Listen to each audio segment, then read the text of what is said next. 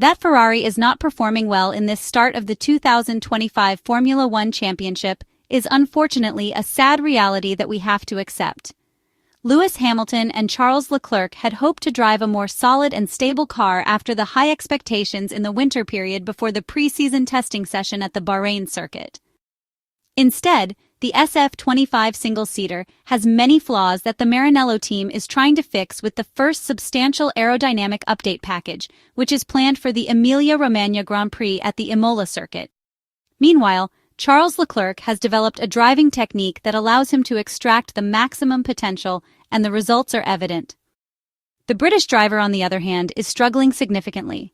The Ferrari team has given their all, of course, but as for the 7-time Formula One world champion, there is a limit he just can't shake off. Many years spent with Mercedes and an unhappy adjustment to the Italian side, these are the main reasons currently slowing down the Englishman, but the Maranello team has promised maximum effort to support him. There are no doubts about this. After all, we are talking about a true asset of the team that must somehow be protected. Claiming that the British driver is no longer capable of performing well seems quite foolish. He is in significant difficulty. However, his flash of brilliance in the Chinese sprint, with pole position and sprint victory, confirms his value. He needs to give more, that's true. We wait with hope. Today, we delve into a particular analysis in order to try to explain the performance gap between the two Ferrari drivers. We always start with the onboard footage, the only true tool capable of providing all the details on a Formula One driver's driving style, combining it with telemetry data. By consulting these figures, averaging the two different stints at the 6.174-kilometer Jeddah Corniche circuit in Saudi Arabia, we notice several key findings on track. We have done this through each individual measurement of speed, gaps, and throttle during the runs, providing an overview of the actions related to the driver during the time period in question. From this analysis, several key points emerge. The first important observation: throughout the stint, Lewis Hamilton was among the first to lift his foot off the throttle during braking, to anticipate as much as possible the moment when he would reapply the gas. Due to Ferrari's chronic understeer, the Briton tries to limit the entry to focus better on the exit, while the Monegasque adopts a different approach. He is almost always one of the last to lift off the throttle, and as a result, delays his reapplication of the gas during the exit phase. This highlights two important aspects. The first is the fact that Charles Leclerc has developed a braking style that allows him to bring the car to the limit during entry. The second is that Lewis Hamilton is currently trying to compensate for the chronic issues of the SF25 car with a driving style that is not effective at all. During the Saudi Arabian Grand Prix, there were several radio communications regarding this aspect, both in the first and second stints. His race engineer Riccardo Adami informed the Briton where he was losing time, often reminding him to work on the so-called peak and release. With Formula One cars, the goal is always to accelerate hard, then perfectly manage the release of the pedal before reaching the apex. Lewis Hamilton was unable to optimize this aspect. For example, in turn 22 alone, he lost around 2/10 to his Maranello teammate during braking.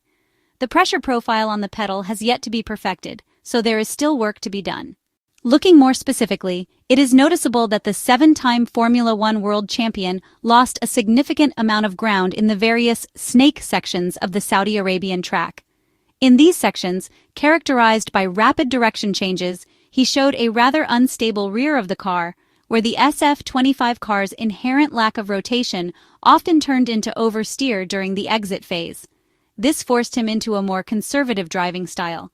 In general, the unstable load of an F1 car undermines the driver's confidence. However, the Monegasque manages to control the rear end thanks to excellent sensitivity, a result of many years spent unloading the rear to go faster on the straights. Lewis Hamilton loses a significant amount of minimum speed, not only compared to his teammate but especially to Max Verstappen and Oscar Piastri. This difference in approach inevitably leads to different demands on the tire compounds. By requiring less during braking, the front end of the car receives less energy, thus limiting the temperature buildup on this axle. It is no coincidence that, after the pit stop at the end of the first stint on medium tires, car number 44 showed clear signs of graining on the front left tire. In the image, the black stripe on the inside of the tread is clearly visible, a displaced position due to the static camber imposed on the tire. By demanding more during entry, Charles Leclerc manages the front end well, though he too was struggling until George Russell came in for a pit stop, allowing him to run in clean air. A combination of small factors that, in the end, limits the lifespan of the tire.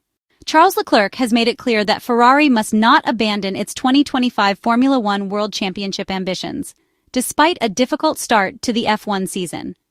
The Monegasque driver believes the team should continue pushing for success until it is mathematically out of contention, even as the allure of shifting focus to the major 2026 regulation changes grows stronger.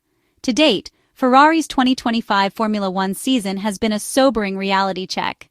The SF25 car, expected to build on the late 2024 promise of its predecessor, has been erratic, leaving the team languishing in fourth position in the Constructors' Championship, a massive 110 points behind McLaren after 5 rounds. Yet Charles Leclerc, who delivered Ferrari's first podium of the season last weekend in Saudi Arabia, remains adamant that giving up is not an option. The Monegasque explained that it was still a long season and that they should certainly not give up. He added that they would push until the very end, but believed it was possible to work on both the current and the next car simultaneously. Charles Leclerc pointed out that in Formula One, it was often said to switch to next year's car immediately, but with the new structures in place, both projects could run in parallel. The 27-year-old stressed that it was not necessary to be extreme in one way or the other, clarifying that focusing on the current season did not mean forgetting about the next or vice versa. He stated that they were trying to do their best in both areas and that they would see where that would lead. However, he admitted that once the chances for this year's championship were no longer realistic, it would probably make sense to fully shift focus on the 2026 Formula One project, which will be based on completely new rules and regulations.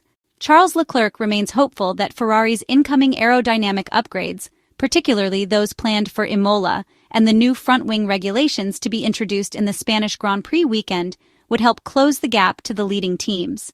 While Ferrari's prospects for the 2025 Formula One campaign may be under threat, Charles Leclerc insisted that his personal drive would not waver, even if outright victories became harder to achieve.